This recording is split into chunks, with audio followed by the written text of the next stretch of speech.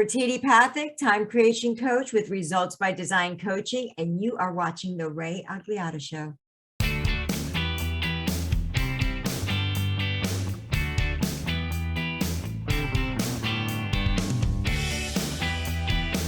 Hey everybody, welcome to the show. Today's guest is real estate agent, serial entrepreneur, and my personal life coach. Please welcome Pratiti Pathak. Hey Pratiti, how are you?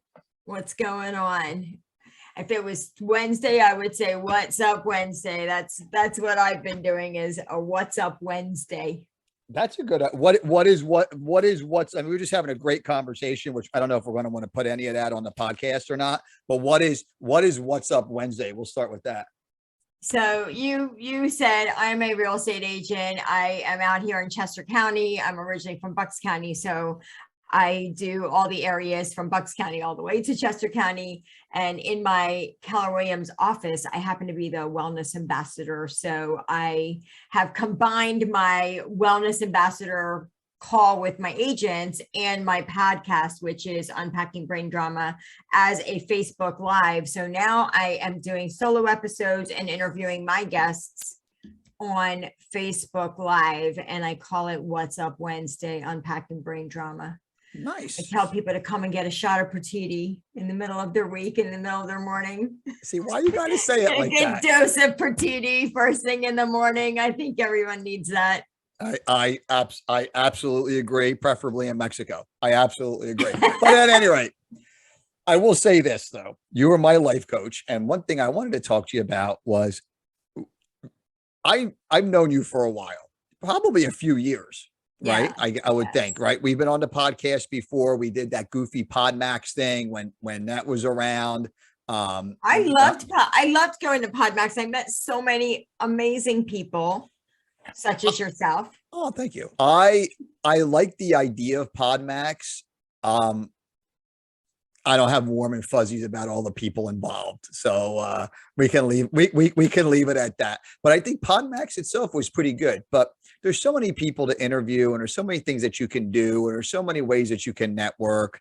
I don't know if a PodMax is like financially worth it. As a podcaster, it was free. So like they would say, hey, can you interview 3 people for us? And I'd be like, yeah, sure. And I interviewed you. I did it like 3 or 4 times. If I say I interviewed maybe like 9 people, some of which are pretty good. Some of which were not, some of which I had lasting friendships with, like with you. A couple other people I will want back on the show again. But, I think the direction that my podcast has gone is a little different, where they're very business oriented. And I'm very, just say whatever the hell you want to say. And, I have zero filter. I was telling you, I know you're my life coach, so we could have a life coaching session now if you want. But I'd simultaneously, I was going to you on Tuesday nights, on Taco Tuesday. And then I was going to Paul, who was my therapist, on Thursdays. And the one thing he said to me that I thought was absolutely hilarious, and I share this with, I think I might have shared this in a podcast before, is he says, you have to kind of watch how you say things.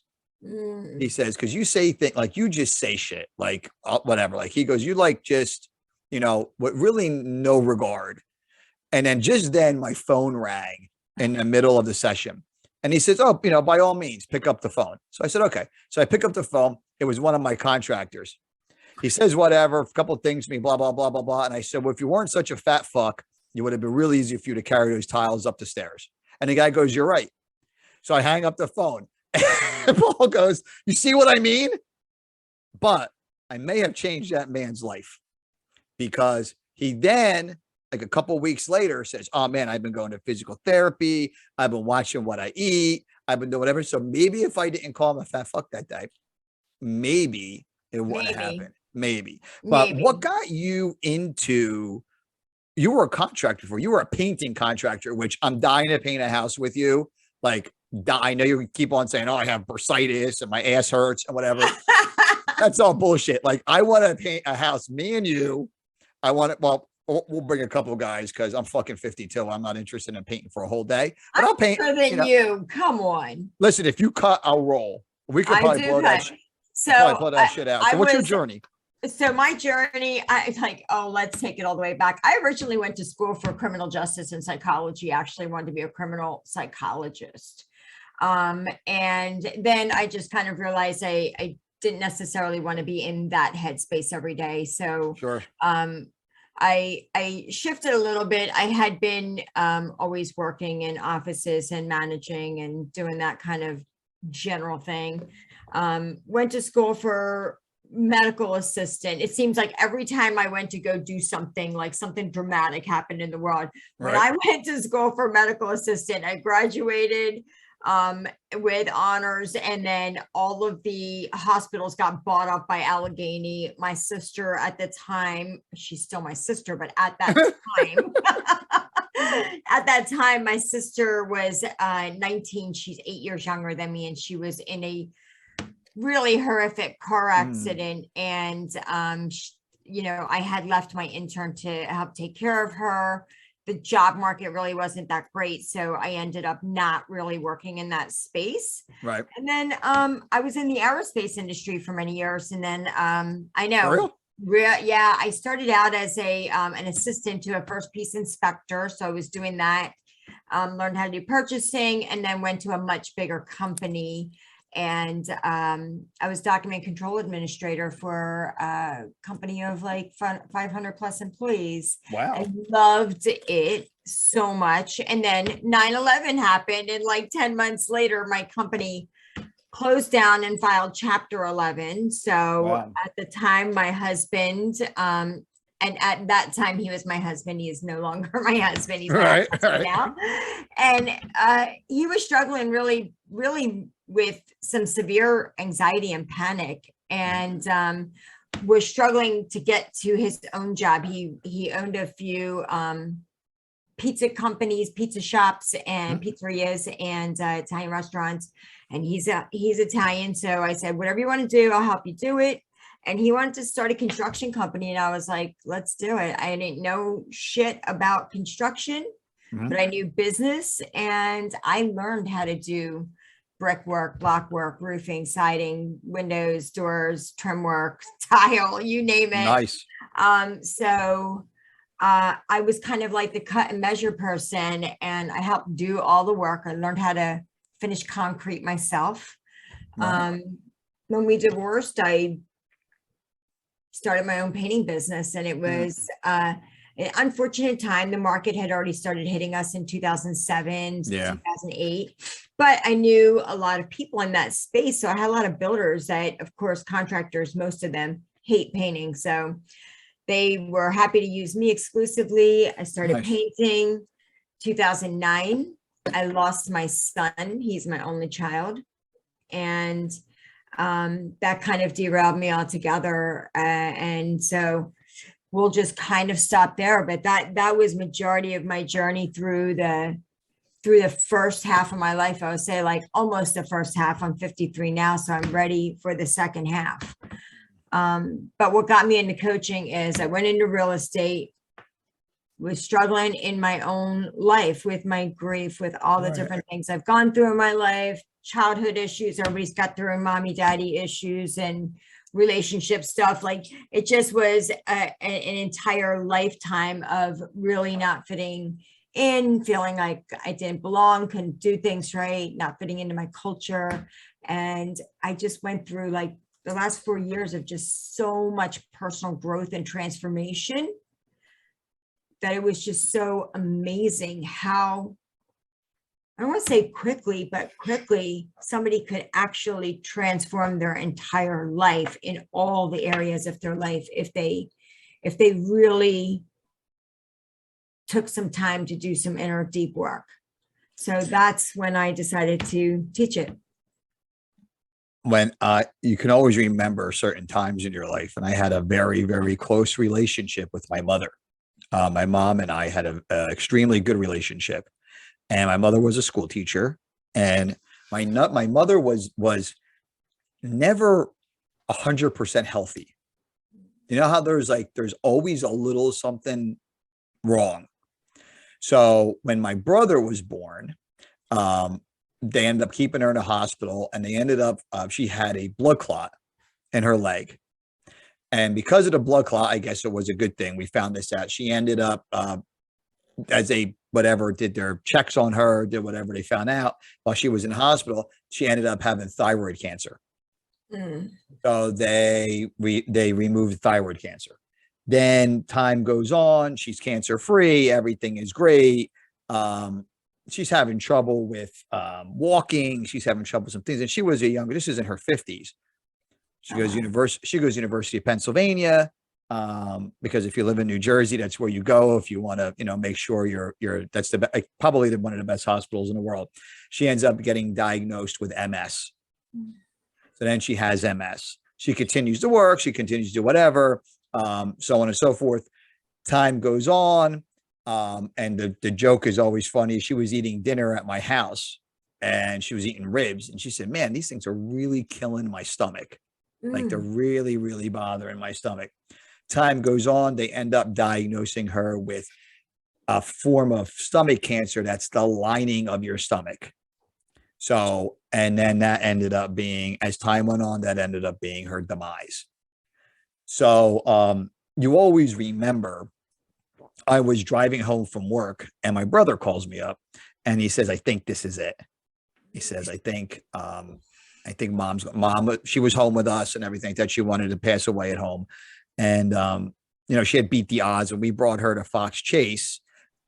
They said, you're only going to have a couple months to live. And she ended up living about 3 years after we brought her to Fox. She went from UPenn. They recommended a guy at Fox Chase.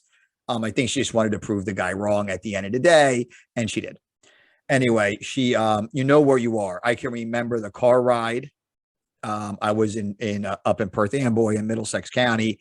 I drove home, which is about maybe like a 40-minute ride. I remember the ride. I remember arriving at my parents' house, and I remember being there, like kind of like almost in the nick of time. You know what I mean? And then my mother passed away.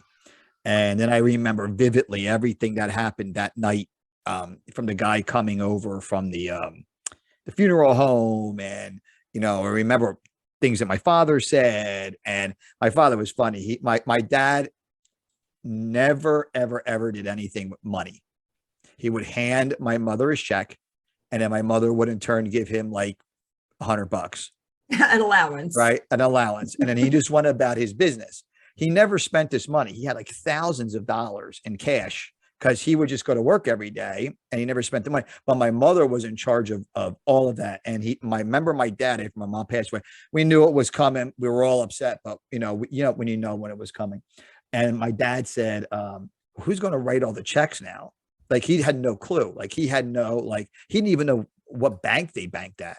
Like he didn't know anything. Luckily, my brother was there and he knew all of those answers. And my mother had prepped him about what bank they banked at and her pension and the life insurance and the health insurance and this and that. And my dad's a simple guy. But I deeply remember all of those moments.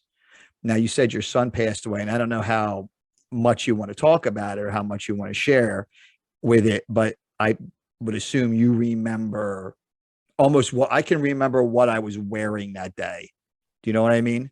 I was literally, so my son, it was the night before his junior class trip. And I remember he wanted to go out and I said, "Hey, listen," I said, "I am exhausted. I had just done a really quite large paint job. And I was really tired. And I said, I really don't want you to go out." And I remember he said, "Mom, it's the last time I'm going to be able to ever be with my friends again." And I don't know what he meant by that, but he literally was like, "It's the last time I'll be able to see my friends." Right. And it's interesting that he even used those words. But so long and short of it, I literally hand fed my 17-year-old his last meal. I remember so much, but we were joking around, and I had just gone out to dinner the night before with my boyfriend, and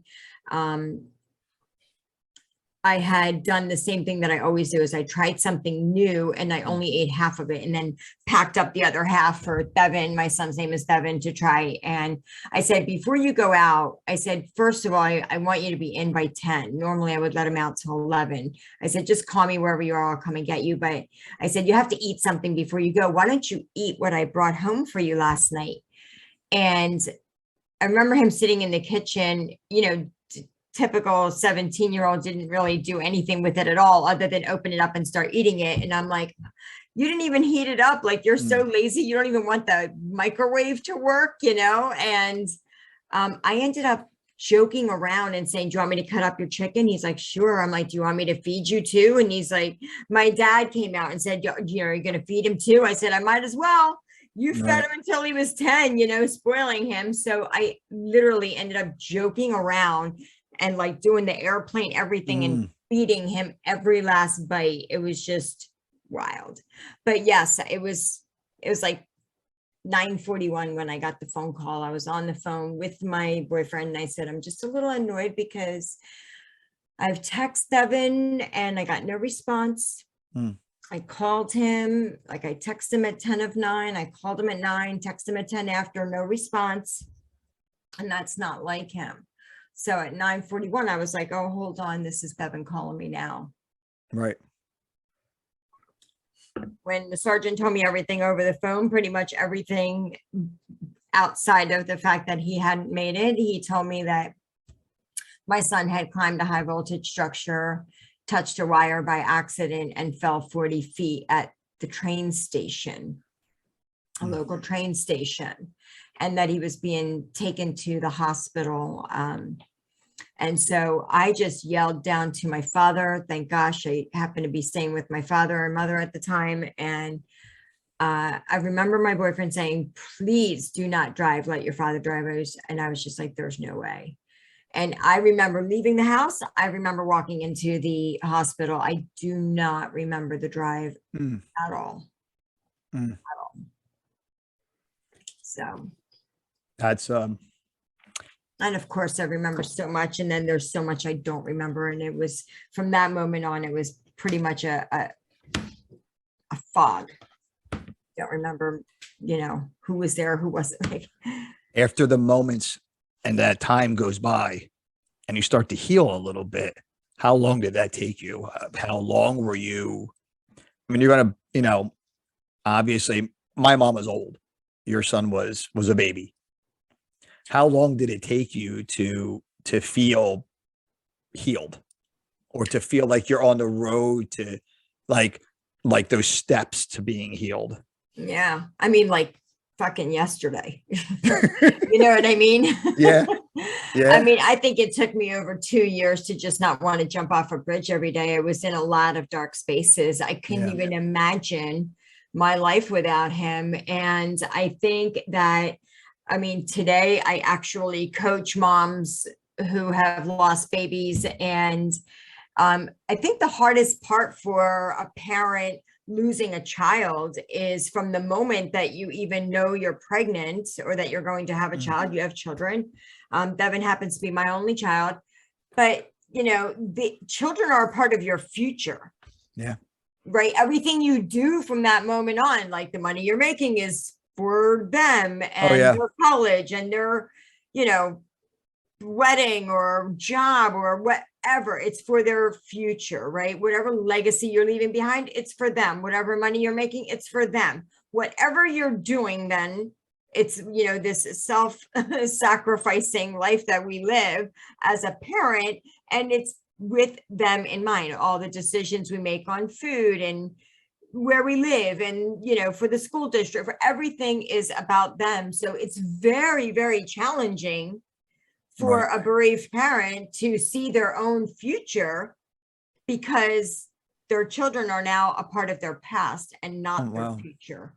And I think that what is so devastating about it is we attach so much of our own identity and we define ourselves through being a mother and a father to those babies that we almost don't, we no longer have a purpose and an identity. I remember being in a Zoom room and and the person I was the person I was talking, we were talking about morning routines and self-care and things like that. And they said their purpose and their satisfaction, their morning routine is all about their wife and children and getting them ready. And like, that's their entire purpose. I said, you know, with all due respect, what happens when those people aren't there anymore? Yeah. If that day comes, and I'm speaking from my own experience, it's like literally you have no reason to live all of a sudden because you think that was the only reason you were living. So it makes it very challenging. I hope that was a very long-winded answer to, I don't know, it's different for everybody's journey on how long it takes to, I won't say heal, but be able to accept what their life is now. Right. And know that it's still going to be okay. And that I think that where we get stuck is just feeling the grief and then not being able to honor and cherish and actually love and be grateful for the relationship, the love, the moments that we did share and have, and that we get to actually take that with us. You know, what's funny, this is not a comparison by any stretch of the imagination, but you lose yourself in these things that you're doing, like things for your kids. So like an example that I have, which again, not even on the same scale, but it's an example of losing yourself is I had my younger three, I have 4 kids. My younger 3, at one point, the younger boy played travel soccer. He played club and travel soccer. The younger girl did dance, competitive dance, and danced all over the place. The other one played club and travel softball. So my entire, like, I knew that on Monday and Wednesday, there was soccer practice. On Tuesday and Thursday, there was softball practice. I had to drive. So obviously I don't coach dance because you don't want to see me dance. It's ridiculous. Yeah, I did work as a stripper at one point in my life, but that's enough. I'm only kidding. I never did. But I get Emma to dance, bring her to dance, pick her up from dance, do this. And then every Saturday, every Sunday, there were towns that we drove to that I couldn't tell. I didn't even know they existed in New Jersey and Pennsylvania. I am like, where the fuck am I? You know what I mean? Then they get to high school. And all that starts to fade away. And then both of my girls played field hockey, played lacrosse, they played softball in high school. My son played soccer. And then you're not coaching anymore. You're not driving all over the place on Saturday and Sunday. You're not doing all of these things. And you're sitting back and you say, what do I do? Like, what the fuck do I do? I enjoy watching them play field hockey. Never understood what the hell's going on, but I enjoy watching them play field hockey. And I'm like, I don't know, what do I do? You know what I mean? Like you start, but then you realize that you've defined yourself. And I had it in that point in my life. And I also had it when I had my bail bond company where I was like, and with the kids, it was a little different. It was always like the other kids were like, oh, that's Emma's dad. That's Autumn's dad. That's Chase's dad. You know, that's Austin's dad, you know, so on and so forth. And that's who you, it's almost like your identity is reinforced as, you find your self-worth in there. It's like, that's what it was, is I was feeling such a lack of worth. Yeah. Because I had, number one, growing up in 2 different cultures, since I was 2 years old, I've been in this country. I was born in India. Oh, really? So I literally spent my entire life feeling like I was doing it wrong. You know what I mean? I wasn't living up to my parents' expectations. I certainly wasn't fitting into, the kids at school, because I really wasn't, my parents were pretty strict. I wasn't really allowed to hang out with them. So I kind of was friends with them in school. So Bevan was like the first thing I did right, even though, right. Even though I like literally fought against my whole culture, my family, my friends. I was, my fiance left when I was 3 months pregnant. It was just like a big fat, I told you so. And now I had to make the decision to become a single mom. Indian girl, child out of wedlock with a white man, not looking good. for me, you know? I mean, Yeah. my family for sure was probably like, just kill her, you know, get rid of her. She's gonna bring the whole family down. But in all seriousness, my son literally brought my family and I together, you know, Yeah. where I was working 2 jobs, going to school at night, raising a kid. And for once, you know, I was getting respect from my aunts, uncles, Yeah. cousins for the work that I was doing as a mother. My son was a very well-behaved child. He was just a good kid. He was very smart, and I was very hands-on. So, yeah, he changed my life. So to lose that one person that you felt like actually loved you unconditionally, that's the other piece, right? Yeah. Your Yeah. children love you unconditionally if you're, you know, if you have done the work to create that bond with your kids. But my son was the only one that accepted me exactly how I was. He Yeah. totally gets me, you know what I mean? There's no you know, not like he doesn't question me, but he respects me, loves me, does what, you know, he's got my back. That's Sure. the one person in the world that's ever been that person for me. So yeah, it's not only losing your child, but it's losing just everything about who you said you are, which is not true. That's not who I was, but That's who you it's perceive that how you are. yeah, it's how I Yeah. rated myself. It's how I valued myself. It's where I got my self-worth from. And so without him, all of that was gone for me. I grew up in a traditional Italian family, which Mm. I believe is somewhat similar, although probably not as strict as your traditional Indian family. My It dad, is very similar because similar. my husband was Italian, and I have to say, between my mother and my mother-in-law, the amount of superstitions that went on, it's a wonder that I was able to do anything in my house at I all. believe in all of that, by the way. So we could talk about that if you want. But I grew up in this traditional Italian family. My dad was from Italy, right? So my mom was Italian, but was born here. My dad is from Naples. And I never like I never got in trouble with my dad because my mother made this legend of my father. She spun this yarn of fear where it was like if you even look like you're going to do something wrong, like there's a potential that you may do something wrong, your father will just beat you. Now, mind you, I never had a beating from my father until I was 17 years old.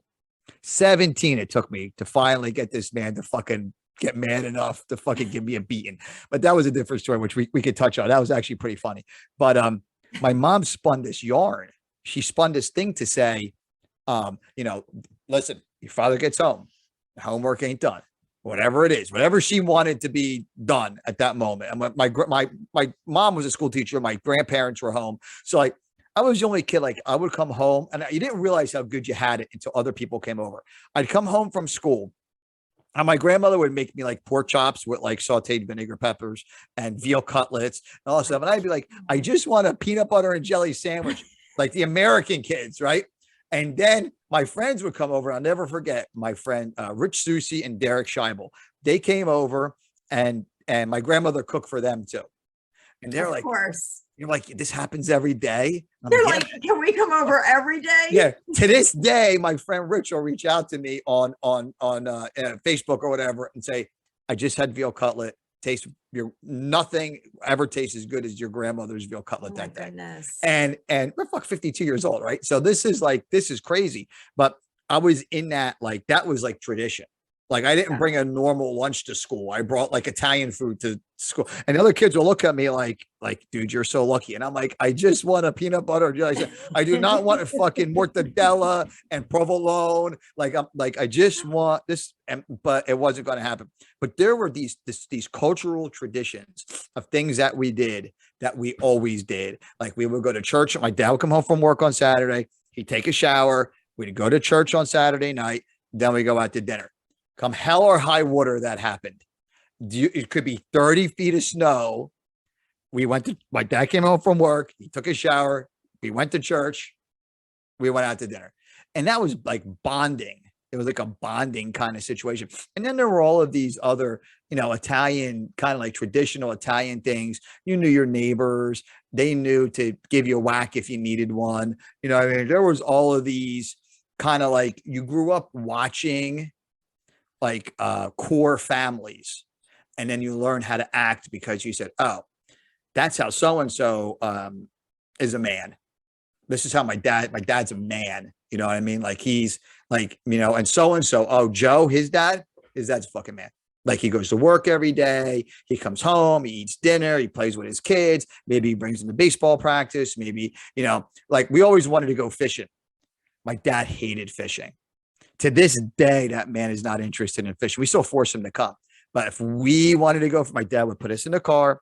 We'd drive to Mercer County Lake. We'd fish. Never caught shit because we didn't know what we were doing. He didn't know what he was doing. He had zero interest. And then we'd drive back. But those are the things that I think we've gotten away from that. And I think in Indian culture is very, very similar, where it's like, not to fuck with your dad. Like, it's like ingrained in you. But when I got in trouble, if I got in trouble for something, I didn't even look up at my dad. My mom would be like, Prattiti, look down, look down. You don't even look up. You just say, I'm sorry. And you look down. Don't make eye contact. Right. Exactly. You don't make eye contact. But, here's what you just described is stability. Yeah.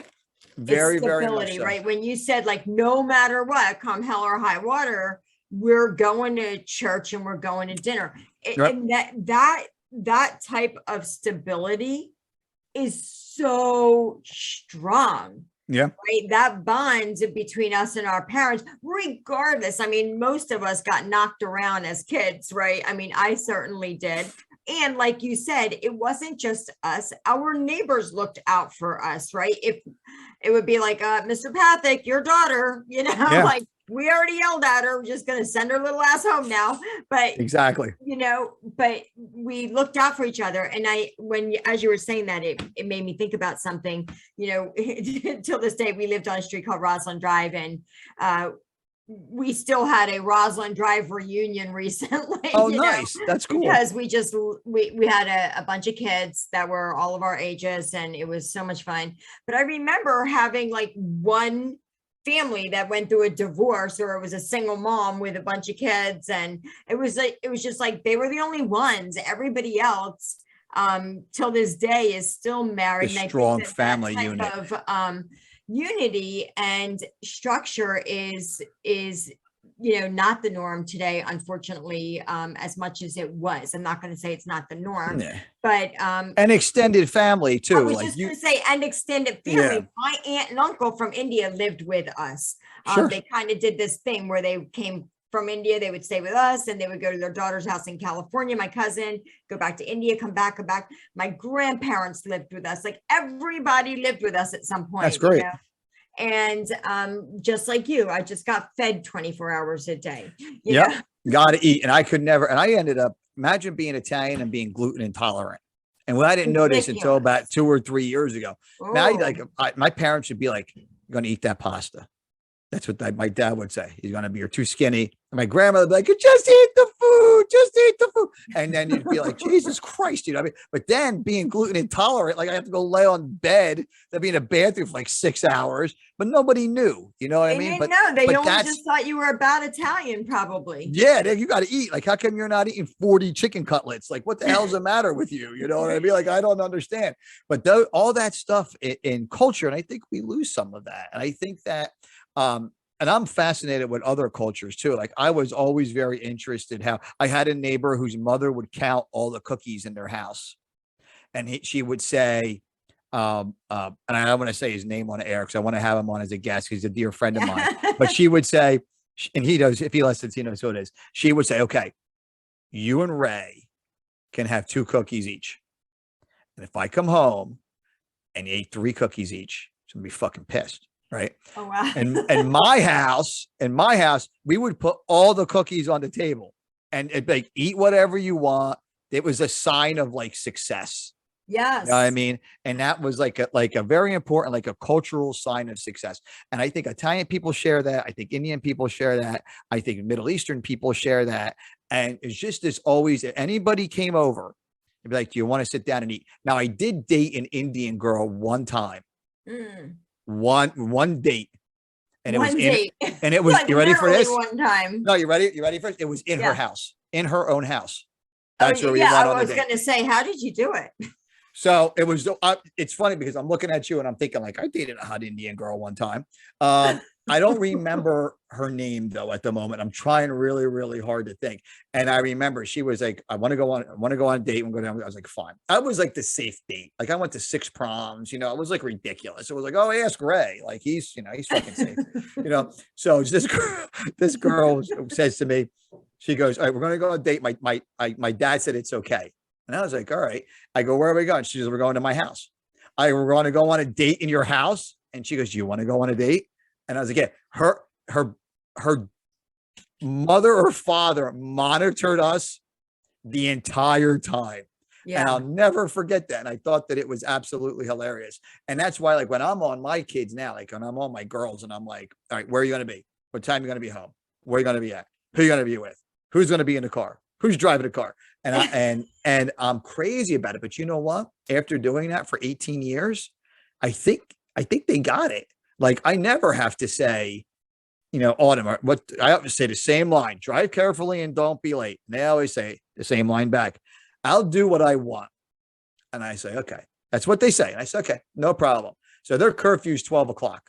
They've never been beyond 12 o'clock. And if they've ever been beyond 12 o'clock, they call and say, hey, I'm running a few minutes late, or I had to drop my friend off, or I had to do whatever.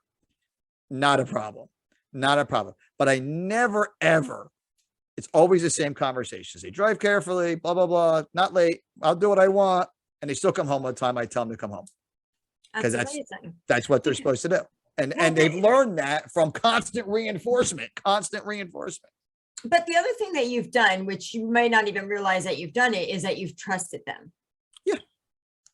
I trust them. I trust 3 of the 4. I trust 3 of the 4. The older one, it comes and goes. It comes and goes in waves. He's a pain in the ass. But I trust 3 of the 4 of them. Be careful, right? No. He knows I love him. He's just a pain. The other 3, oh my God, Chase had a fender. What's Rob saying? It might be therapy coming his way. With this you say you trust them all, right? It'd be okay. I'll say I trust them all. Well, you know, there's something that I'm doing right now. I'm taking my program that I teach is how to put your goals on autopilot. There's another program that I am currently doing myself. And it is that, you know, when you address all the areas of your life, one of the most important areas of your life is parenting. Right. Sure. And that is one of the areas that I focus on but I call it parenting / mentoring, because if you're somebody like me who no longer has a child that you're parenting, I'm still always wanting to be an example to the young humans that are in my life.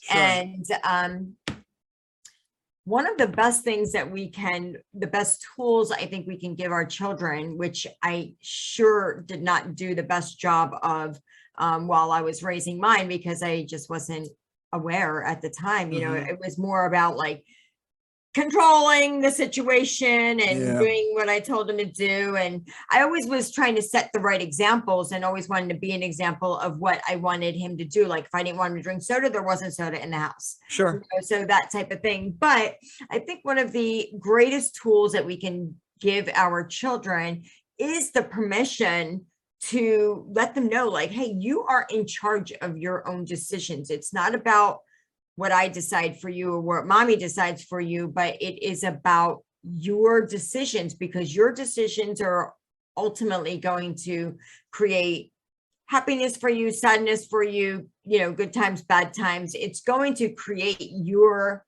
situation, your own circumstances, your own life. So it's not about whether I want you to do something or not. It's about you making that decision for yourself. And I think that's super important. And those decisions have consequences too. Absolutely. So like when you decide that without consequence, but it teaches them. And then it's just like, hey, here's the decision you made. Now now you get to sit down and think about whether that was the right choice for you or not. But my youngest son, Chase, he cracks me up, right? So he is like, he was in the top 30 of his class in high school, right? He decides that he wants to go to Votech. to do heating and air conditioning. So the school's like, oh, are you sure you want to do that? Blah, blah, blah, blah, blah. So he goes to VOTEC for heating and air conditioning. He's finishing up the VOTEC now. And he says, I might want to go to college. But now I see he has these options. He's still in the top 30 in his class. He has went to school for heating and air conditioning. So he'll have all the certificates to do heating and air conditioning. If he wants to go to college, he can go to college. Then he changes. He says, well, you know what? Maybe I want to be a pilot. I said, go be a pilot. I said, go be whatever the hell you want. But he has set himself up with options, and the decisions that he's made has given him options. And I think that kids need to see that, where it's like, there's no harm in going to VOTEC and getting your hands dirty. Now you have an option. If he never fixes an HVAC system in his life, he'll always have that. So one day, if he can't get a job, he might have to say to himself, fuck, I got to go do heating and air conditioning for a while to pay my bills. Or he sets himself up again. Now he can go to college. He can literally, he's probably the only kid in VOTEC that gets letters from like Penn State, Hofstra, all these schools to say, hey, we want you to come and to our school, right? Because his grades are so high. Then he says, well, maybe I want to be a pilot. Well, maybe you do. Go learn another skill. Like, go do it. Give yourself options. My older daughter, Autumn, said to me today, she said, hey, I'm thinking about, she does a lot of bodybuilding. And she's like probably like the bikini fitness size. And she goes, I'm thinking about competing next year. And I said, all right, I think that you should. I said, you work out like an animal. I said, you look great. I think that you should do it. Typical girl answer next. You'll love this. It's really expensive to do this. I said, I will do anything you need me to do. Now, this girl works. She goes to school. She has a scholarship. She does everything right.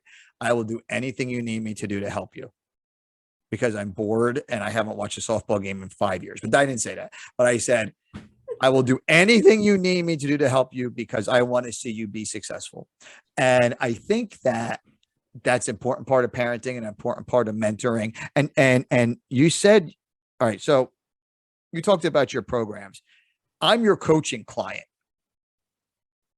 I talk to you probably about random shit that most probably your other clients don't. But what do you coach?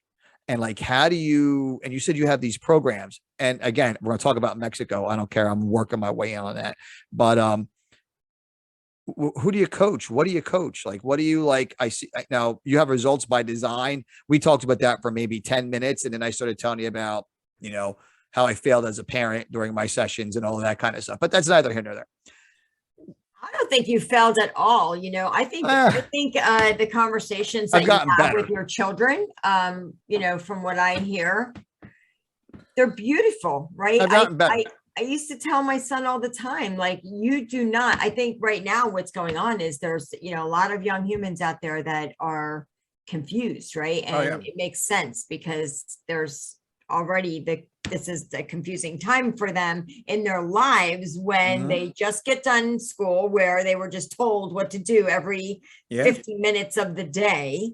Smart. And now they have to go figure it out. It's so amazing. I just heard this yesterday. It's like we spend like 12 to 15 years in school learning about history and science and mathematics and geometry and algebra and biology and chemistry, all these things. And then we spend the rest of our lives going to try to make money, yet we were never taught anything about money, which I just think is the most interesting thing altogether. It's like we spend 12 to 15 years of schooling and never address how to make money, how to create wealth, how to keep money, how to invest in money. Like, we don't get taught anything about money. We don't even get taught how to handle a checkbook, right? How to write a check. Right. We literally don't know anything about money other than moving the decimal point during math, right? Outside of that, we learn nothing. And then we spend the entire life trying to make money and keep money. So I think that in itself is interesting. But I always told my son, like, you do not have to pick just one thing. I think that's so challenging. You don't even know what you like. You don't know what you want, right? Yeah. I mean, you want to let your children know that they can absolutely reinvent themselves over and over and be successful. I mean, look at all the different areas of study that I've done and the different things that I've learned. There's no university that could have given me that degree. Right? There's zero university. Like you said in the beginning, I'm a serial entrepreneur. I've owned several businesses. They weren't all like wildly successful, but they were successful businesses. Sure. You know, they took care of me and my family in the way that I needed them to. I have an English degree. I have an English degree. Yeah. Right. I own a construction company. I've had a successful bail bond company. I had a Quiznos restaurant, which fucking failed. It was terrible. Oh, I did not know that part. I failed at Quiznos, and because Quiznos was probably the worst run franchise of any franchise on the planet.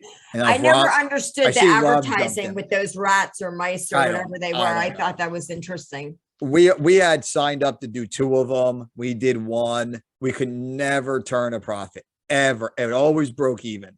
It never turned a profit, no matter what we did. And a lot of it was the franchise's issue, the franchisor, which is probably why they went out of business. Like, they would force you to buy things. They would tell you, oh, you got to have a minimum order of $1,500 a week. And, next thing you know, you got 75,000 cups, paper cups in the back, because you have to constantly order shit from them, even if you don't need it.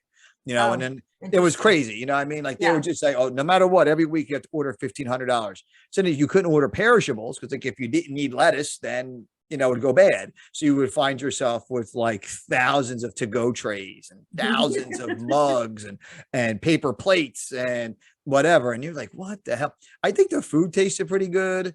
I think we did all right, but we could never, they always found a way to not make you turn a profit. But with your coaching, no, see, coaching is entrepreneurial.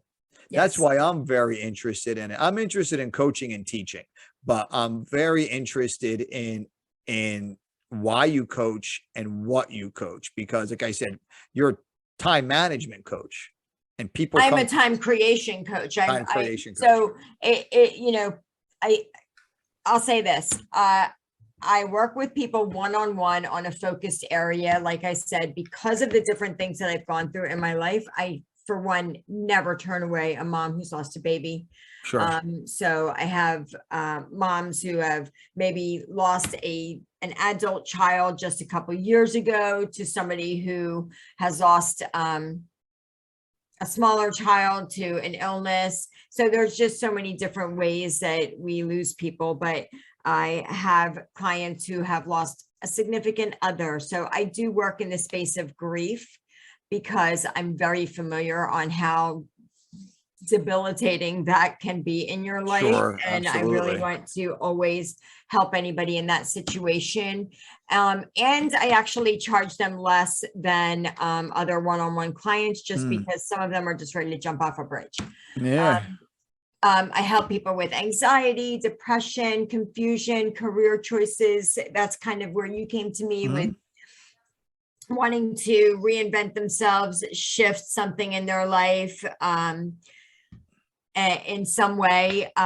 Relationships, some people are struggling with significant other relationships, in their intimate relationships. Somebody's struggling in their relationship with their siblings or parents or children. Sure.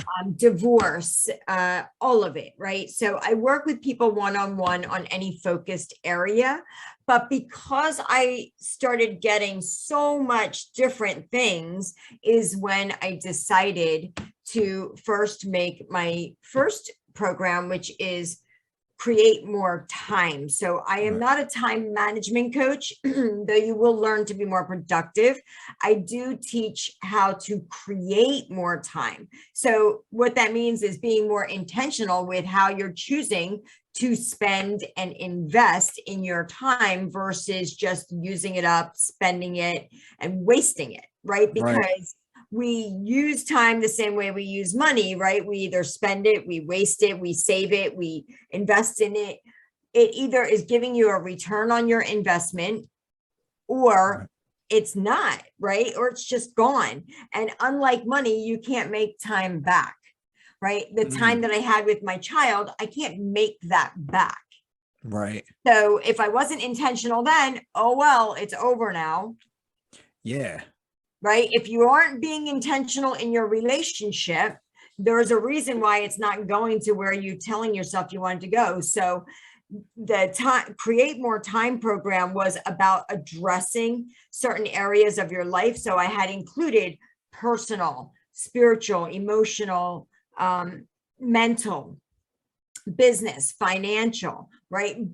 Then I decided to create my second program, which is how to put your goals on autopilot, because what I learned through my first program, which I still do because I just love it, and not everybody wants to go so deep, but for those who want to take their lives to a whole nother level in all areas of their life, how to put your goals on autopilot is about addressing your physical health and fitness, your mental health, meaning your intellectual health, right? Your brain, your emotional health, how you're creating your own emotions, your spiritual life, addressing your intimate relationship, your family, your parenting or mentoring, your social life, how you're viewing your ideas on interacting socially in the world,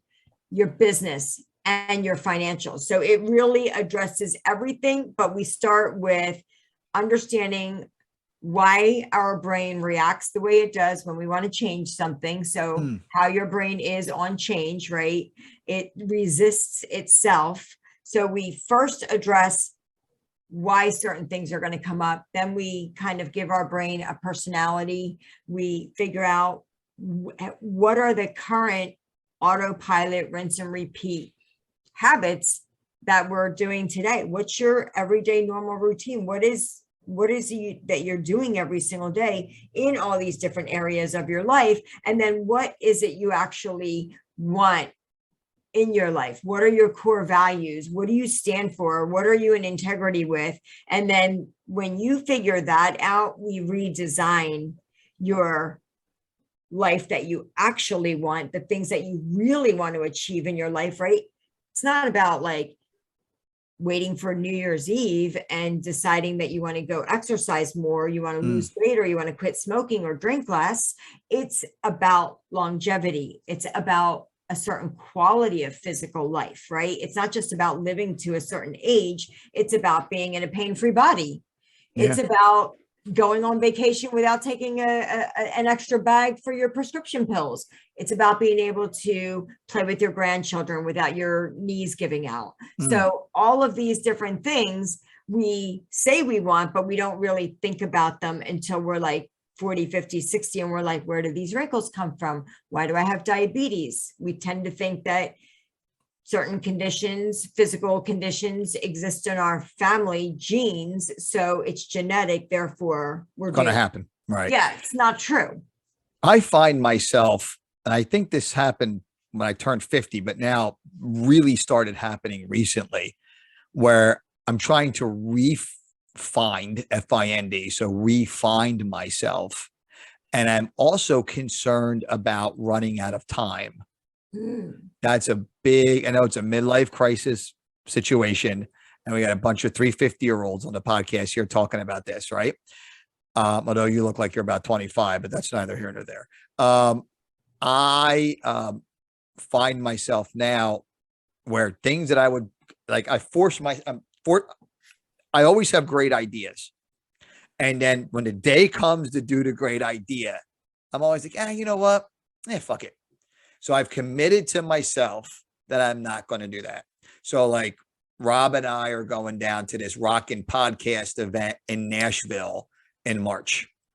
Thank God. I am going to where we get to interview rock stars and rock and roll reporters and, all the guys from like the 80s and 90s, like that kind of stuff. Then I'm going to do, and I think Rob's excited about that because he just jumped back on the podcast again. So I think he's amped up. I've been here the whole time, Ray. I know, but now I can actually see you. I can actually see you again. But you're excited about going to Nashville. Oh yeah, it's going to be great. It'll be a good experience, and I got some cool tech. I think that will help us out a lot. Wireless microphones, and between the iPhone and all the technology we have, will be like a piece of cake. Nice. Somebody has to know what they're doing. Could be great. Awesome.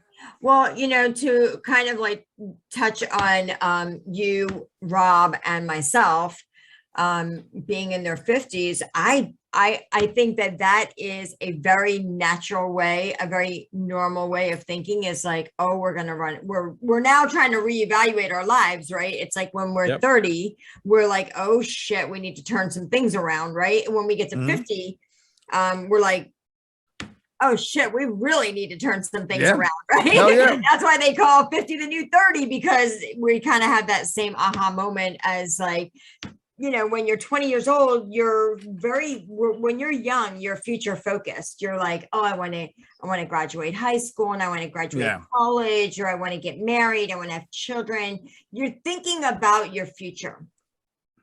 What happens when you hit a certain age, you start reflecting.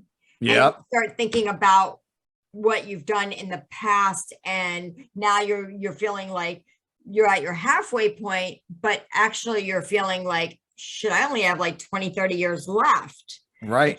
It's this like, am I going to have enough time to do all the things that I told myself I wanted to do? I do not look at it that way anymore. As a matter of fact, with the way medical advances are and technology. And if you think about how far we've come in those areas in the past 20 years, Yeah. can't even imagine what we're going to do in the next 20 years.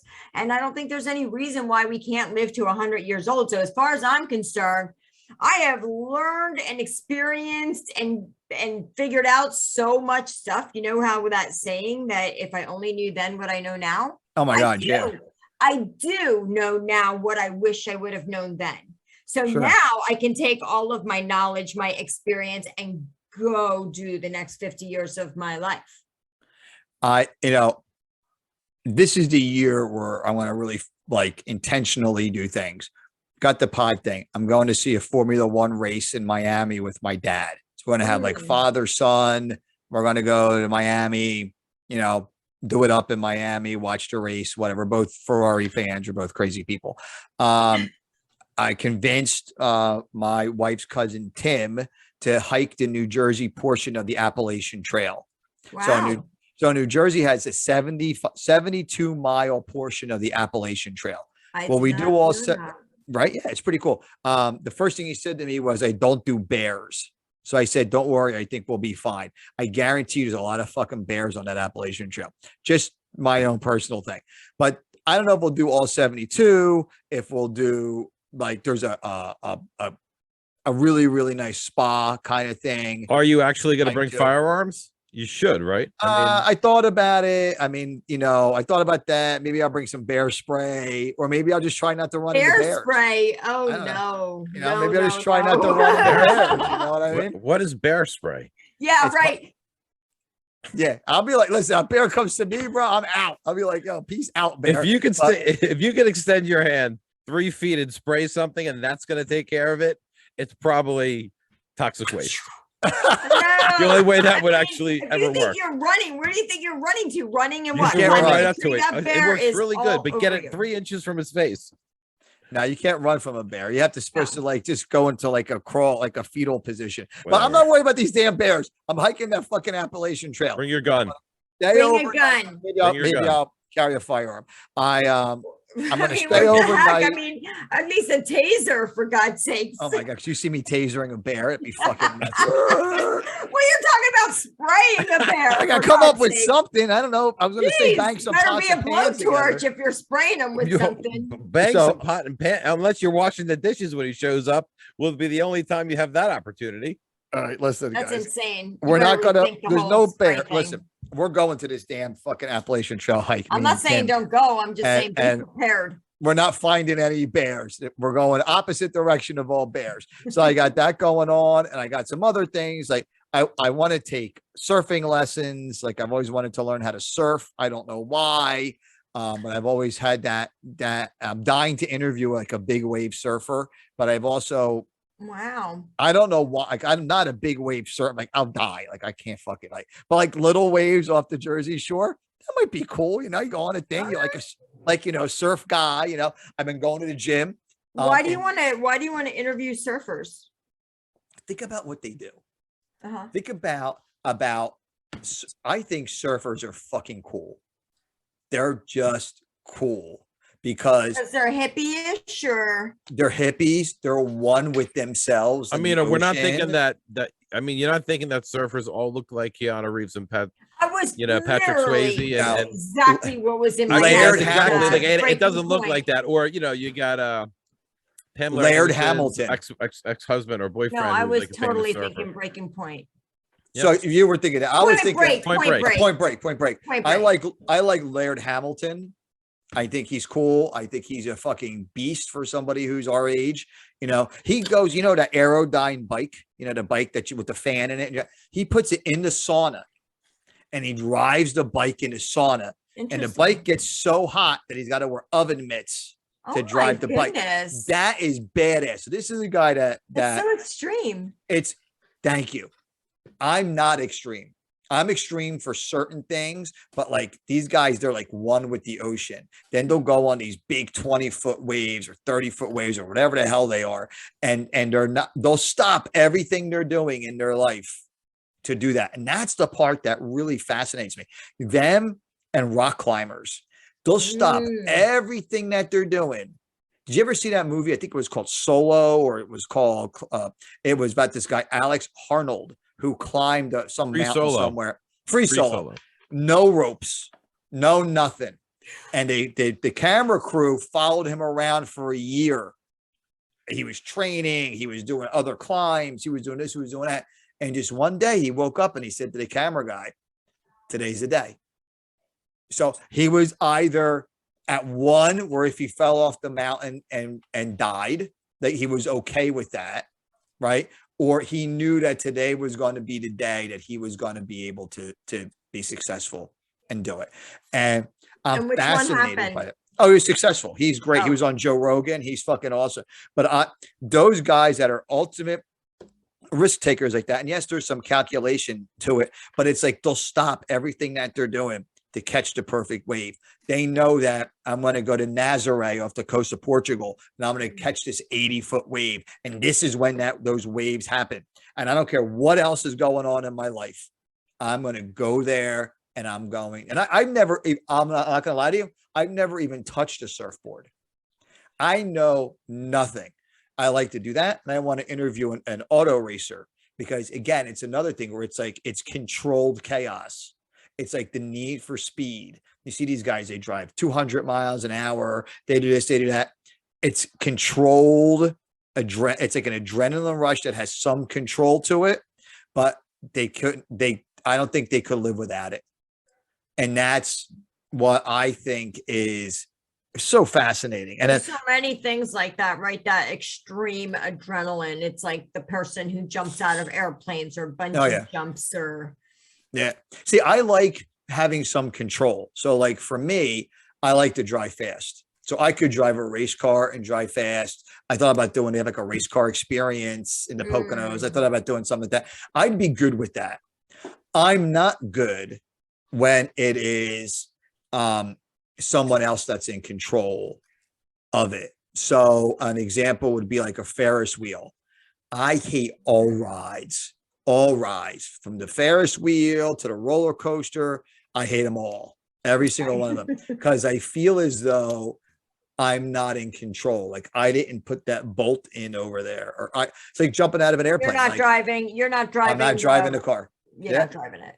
Yeah. And that drives me absolutely crazy. So like, those are things that like, I feel like as I've gotten into my 50s that I'm trying to plan, like I want to do something every month or every other month to say, you know, hey, I'm doing something that I've always wanted to try to do. I liked it or I didn't like it. I drove a race car. I went to Formula One race.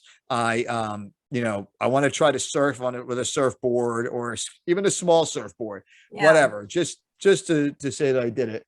And it sounds like you're trying to create your bucket list. Yeah.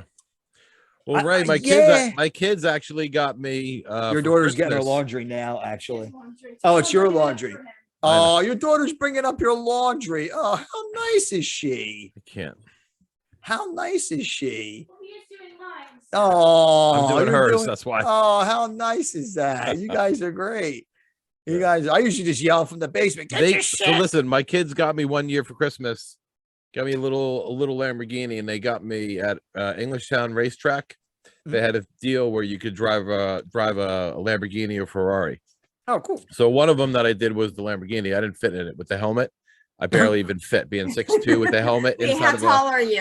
I'm 6'2", and Oh, with gosh. that, I was probably about 6'4", and that's probably about the limit.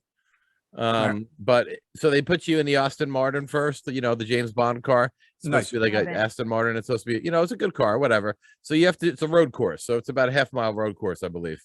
So unfortunately, it did rain the day before we went there. So there was a little standing water, so you really couldn't drive as aggressively in some areas. But they make sure that you're able to drive the car. So they want you to kind of drive fast, and I was. And the guy's like, "Okay, you're perfect, no problem. Let's pull right over here." So I got in this gray Lamborghini, and they pretty much put it in automatic mode. That's when you drive it. But telling you, the experience of driving on a road course is amazing. So yeah, I want to try You can that. just totally tear it up. Like it's like when you go right, you could go as slow as you want around a curve because you can blast out of the curve at 100 miles an hour like that. See, I'm interested in that, but then I have no interest in motorcycles. I have a friend of mine. I have a client, a friend of mine, that she has a Harley, and I see her always ride the Harley. She drives to work, whatever. No interest. You know what I mean? Like if that's what you're into, like that's cool, but it just doesn't like for me, it's like I'm going to drive the race car. I'm in control of the race car or whatever, maybe. I would maybe skydive. I am afraid of heights. Like I told in past podcasts, and Pratiti, I don't know if you noticed, I'm terrified of certain bridges. Like the fucking Walt Whitman Bridge, I cannot cross the Walt Whitman Bridge without dripping with sweat. It's a medical issue, and I'm still laughing at it. I'm sorry. I mean, you know what? My father has it. My father, I remember, like, it never stopped him from, going on vacation and taking these things. But I remember, we would get to like a tunnel, and my mom would be like, "Okay, everybody, nobody just talking right now." We're gonna go through the I love tunnel." that. I love the accent. The accent's great. Fabulous. My mother would do an accent, and I got one for free. Yeah, my mother would immediately say, please don't talk right now. Daddy has to go through the tunnel." Great. And like you couldn't move, you couldn't ask for, and you just had to like allow him to hyperventilate through the entire tunnel and then get through the other side. And like, please, Prattiti, it's 2 tunnels in a row. Okay, there's 2 tunnels. You have to get through this one and then the next one, and then we see about. It's great. I'm good with certain bridges. I've been practicing because I have to go to Philadelphia a lot. So I went over to Burlington. The bridge in Trenton is easy, no issue. I went over to Burlington Bristol Bridge. No problem. I went over the Betsy Ross by accident. I was like, fuck, I hope I can do this. And it was no problem. I'm like, this is great. It's that Walt Whitman Bridge. Why? What's the thought about the Walt Whitman Bridge? Tell me what you're thinking. It goes up. Like it goes, and you have to climb. It's like climb. What do you think? You're like, I'm on a roller coaster. I don't know. And then you get to like the top, and I'm like white knuckle sweating. I'm like, I gotta hope I can make it. But then when I do it successfully, then I start calling people. I'm gonna call you one time. I think it'll be great. You just call me while you're on it. I mean, you've coached. Titi, I'm on the bridge. Yeah. Please don't jump. We've coached enough. You've coached enough with me that you should be able to just ask yourself the question, what am I thinking right now that's causing me to feel this way? I know part of it goes back. I had an accident on a bridge. Part of it goes back to that, and that I think scares me. That scares me a little bit. On the bridge on the Garden State Parkway, I had an accident. It was a snowy night. I had a Cougar. Remember the Cougars from like the 80s? That car, goodness, yes. rear-wheel drive. I should have slept overnight at work. I had the option to do that, and I said, you know what? I got a little kid at home, so I'm gonna drive home. And I got on that Cheesequake Bridge or whatever the fuck they call that bridge, and I lost control of the car, and I hit the side of the embankment of the guardrail. And I think if I would have went, like, I wasn't going through the guardrail, but if I would have went through the guardrail, I would have flown over the thing and I would have died. But I hit it hard. You would have flown over the bridge into the water? Yeah, and died. That's how I would have died. But none of that happened, obviously. I hit it really hard. And I was like, shit, now I'm stuck in this bridge. Then I had to drive down to the bottom of the bridge. And I sat there for like an hour because it was snowing. Like, what idiot is out? And luckily, this nice state trooper came and he helped me out and he got me a tow truck and I was able to get towed home and all that kind of stuff. And I think that that lived with me for a long time. But I never had a problem until recently. So I looked up this fear of bridges, right? But again, it's inconsistent because I'm not afraid of all bridges. But I think it has to do with other anxieties in my life. And I think that other things in my life have happened that cause me great anxiety, work related, family related, whatever it is. And then even though those things are below the surface, I get when it's time to do something else that adds stress to my life, I think that adversely affects me.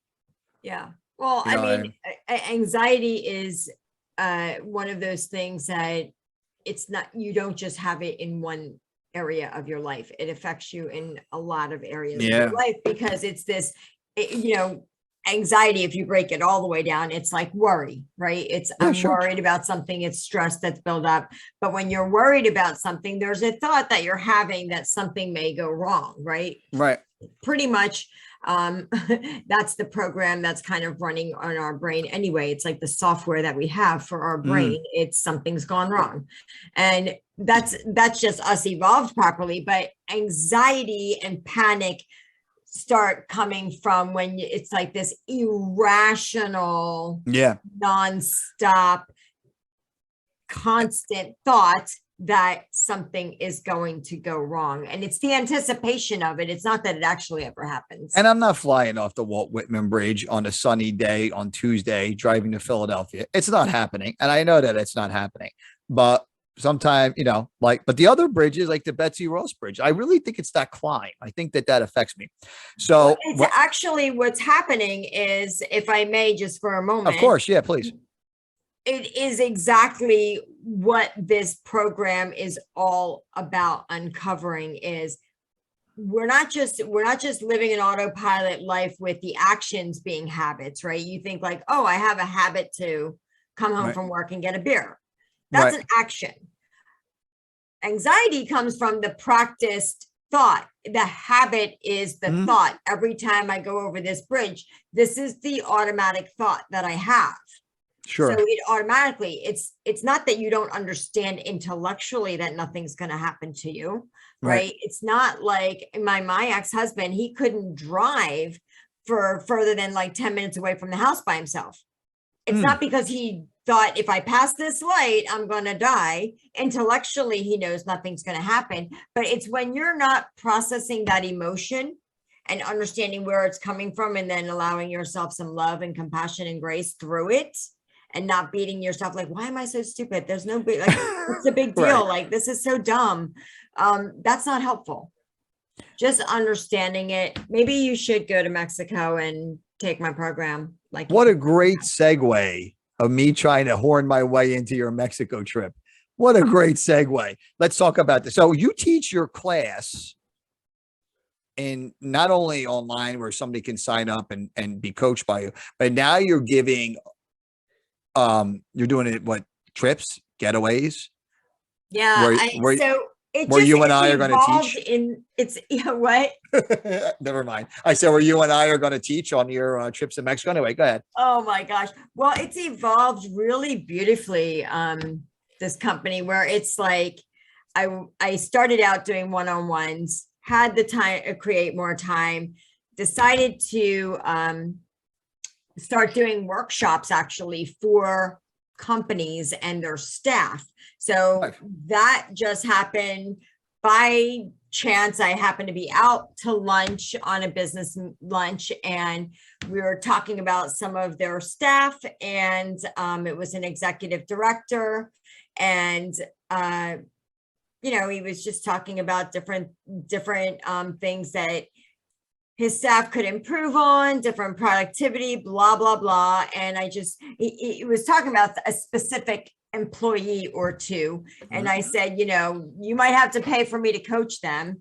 And he's like, I might have to do that. I said, or it might just be beneficial for me to just come and do a workshop for your staff. And that way you're not singling anybody. He's like, now that's a really great idea. And I'm just like, whoa, that's actually a really great idea. That's a good idea. So I created a workshop for their staff. And so now I actually offer a workshop for any company and their staff. And how I am doing this is they will get a workbook.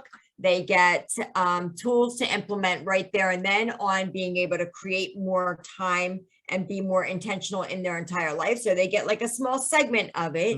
And then from there, they have the option to do a deeper dive in my Create More Time program. Now, how I've done this is with any company that I do the workshop for, if 5 or more of their employees sign up to do the program, I will give it to them at a discount, and Sure. I will keep them at a separate group, meaning I won't have just Ray Agliata come into that group. I will leave it with just the employees of that The business, people of that group. so that I can tailor it a little more to their company, their business, their work, and with them as colleagues and coworkers. So it's been really beautiful that way. And from there, the Mexico trip was also kind of like a last minute decision where it's been a vacation. It's a resort that my boyfriend and I had been going to since 2013. Last year he couldn't go because of work reasons, so my girlfriend went with me, and it was just like, oh, this is amazing. I'd never gone on a girlfriend vacation. I was 52 and I was like, I'm doing it. It was so great. And then this year was the same thing. Like, he just couldn't get away from his work. So my girlfriend and I were going to go. We had gotten a second room for her sister and daughter, and they couldn't go.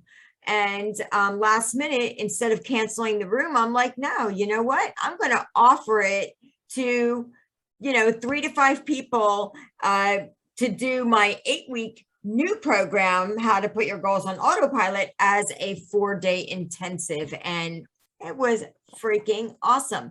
I got so much interest in it. It was the last minute. So of course they had to pay for it immediately. But I had 3 people with me. It was wonderful. Nice. And I'm going again in April, and I'm going to also start doing like couples retreats. And because I had couples that, what's really great about this type of opportunity is, number one, I'm a member to these properties. So this resort, you'll get all my membership benefits, but you'll also get the workshop and get to be in a beautiful environment working on yourself for personal growth. But what I think is really powerful is when you do it together with somebody. The folks I had, there was like 2 friends that came together. When you have a mother and daughter, sisters, brothers, it doesn't matter, or a couple. There's a couple that, there was a few couples that want to do this in April, and they want to do it as like a personal growth journey together and as a couples retreat. You know what I mean? Oh, so cool. it's kind of like all in one.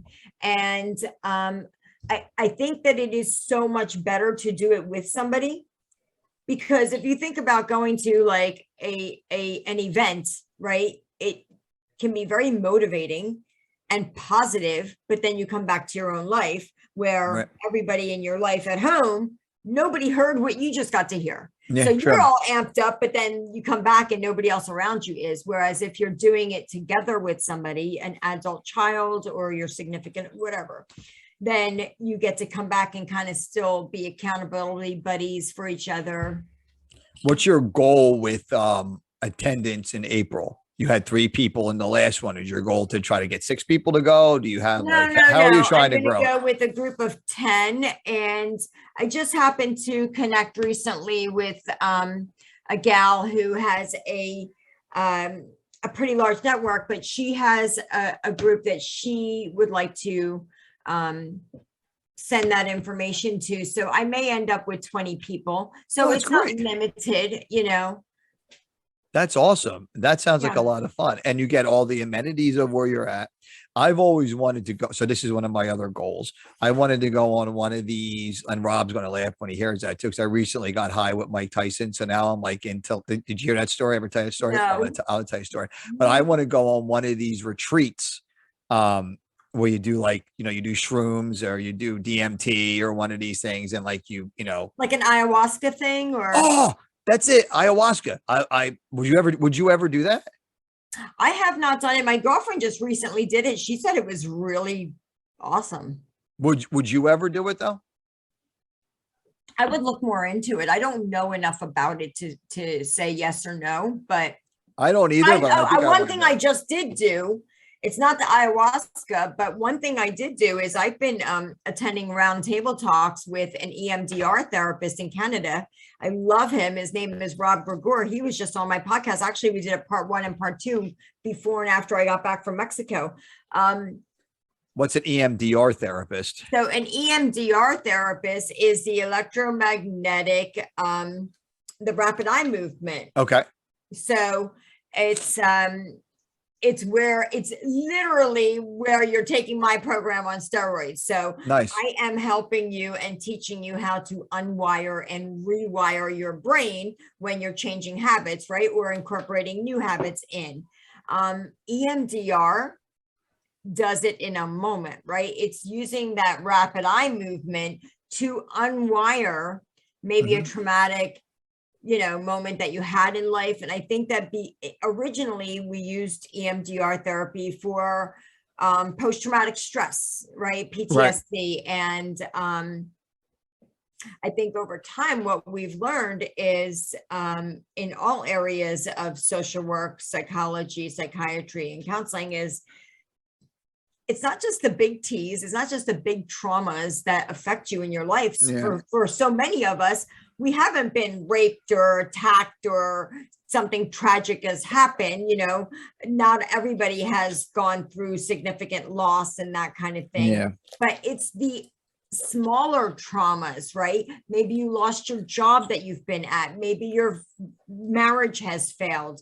Maybe, you were neglected as a child, or maybe whatever, we picked on, bullied. We've all gone through different things. Like if no matter who I coach at a certain age, we've all gone through mommy daddy issues. We've all gone through not fitting in or not feeling like it's universal. I'm not good enough in some way. Sure, of course. All of that affects us in how we show up in all the other areas of our life, especially being successful, making money, in our relationships, interaction with our significant other or our children, and even the continued interaction with our parents if we haven't resolved or come to terms with some of these things. So EMDR therapy really helps with that. And I did a 15-hour deep immersion over a 3-day period. So it was 5 hours a day, 6 hours with an hour break in between and a couple breaks in between,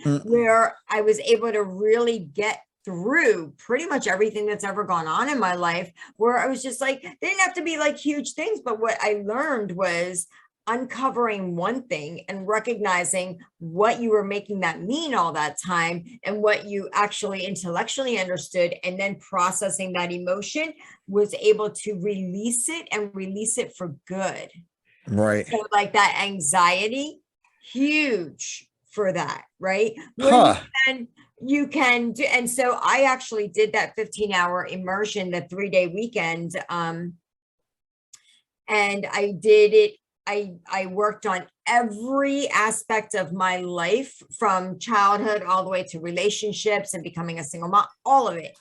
And then I decided to do a full day on just focused on my son and my loss and my grief and my motherhood, like all of to do with Devin was on a separate day.